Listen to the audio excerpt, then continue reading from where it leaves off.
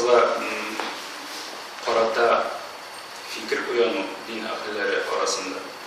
Indidir eserler yazı bu başlangıçta 19. asır ahırında 20. asır başlarında mesela şu Mısır'da koymaya başlayıp bir yazıcılar gerçi olarak din ahlileri bulsalar da dini yasılık dağını yaptırmıyor hatun kızına. Ona karata bir felsefi paraşlar buldu. Bizde üyedirgetiler hazır İslam dini mesela Anasal Arapları kullanan şekillerine burada değiştik. Olay bir özellikle İslam dini bütün halklara bir kilgen iken elbette bütün halklar Araplar şekilde yaşıyor. Dinimizde hem bizim halkta ilkeden burnundan tarafından bu kanatı mesafir şu içerikten çekip değil. Çünkü halkların tanımalarını biliyor, içeriklerini tanıyor. Cemiyet'in vazifesi halkın kıza mümkünlükler duyurulan gayret. Eğer cemiyet şu şey vazifelerini başkarmıyorken demek o cemiyet uzup hemen kileşege yok. Hükümet, devlet, o bütün kişilerge tigiz toparlanma tiyiş. Hristiyan mı, Yahudi mi, Müslüman mı, dünyavi kişisi, bütünüsü eğer o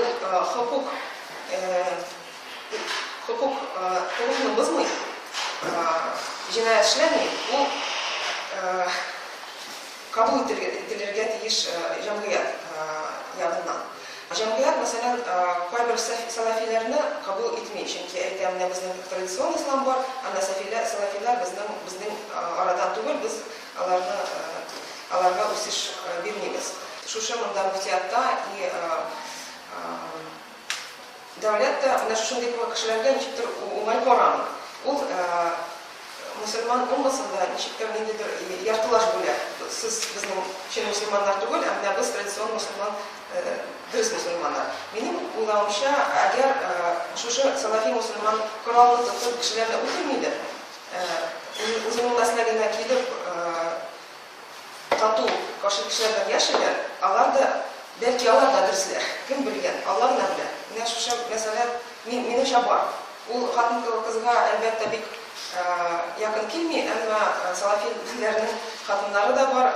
Allah da nişiktir eğer müftiyat Allah'ını üzerine celep edip Allah bilen bir gençler eğer Allah hukukunu bozmasalar benim o da kadın kızlarının meselesine yardım eder. Çünkü eğer olmasında tınışlık, temizlik, tatlılık bulsa o başka dünyavi cemiyet aldığında o da umay obasını tuturar Müslümanların. Bugün mine bir soru ko'tarildi. Selefiler bilen mine bizim orada bozuluş bulmazqa tiyiş, yapmış kalan. Eğer tiyiş şulay dürüst eytesin singlim. Tik, bizning jamiyatda bir o'zinchalik var.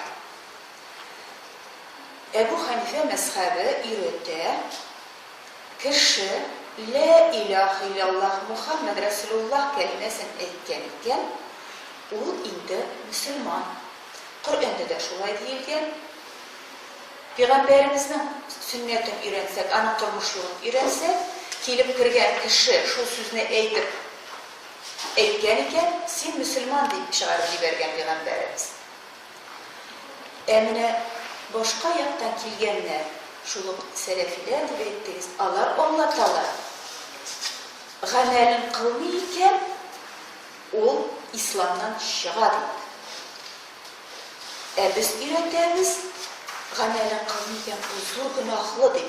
Mana Aydar Hazret aytib ketdi, ingilik ana qalbida bo'lirga tiyish, u ingilik vazifasini o'targa tiyish, ixlos ko'ngildan deb. Biz jamiyat ishida turishga tiyish, o'zimiz ishida namozlarimizni o'targa tiyish, namozimizni o'taymiz. Biz zo'r gunohli deyip bu İslam'dan çıkarmay. Kişi dürüst giyinmedi deyip, kişi eli meşitte yürümey, namazını kılmaydı.